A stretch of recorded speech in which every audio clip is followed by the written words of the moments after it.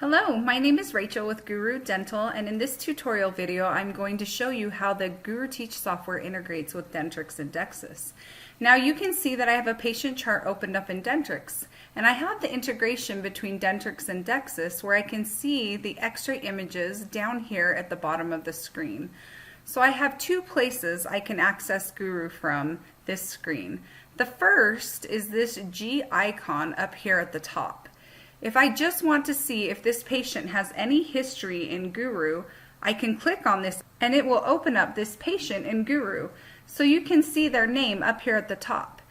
Now to check if they have any history, what I can do is click on the icon that looks like a person, and that will open up the patient file in Guru.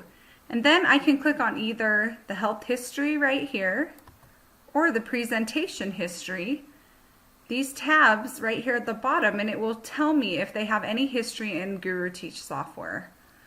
Also from here, you are able to create a presentation specific for your patient and save it to the patient file or email it to the patient.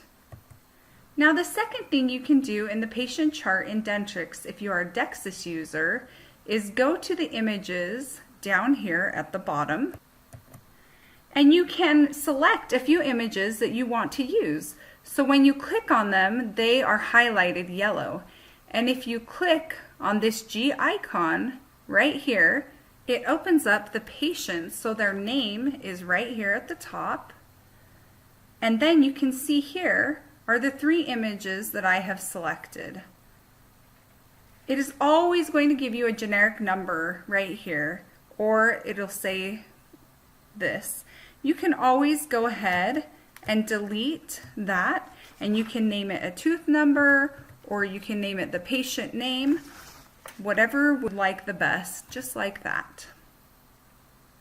And that is how you use the integration between Dentrix, Dexis, and Guru Teach. I hope that this tutorial video has been helpful. Thanks so much for watching.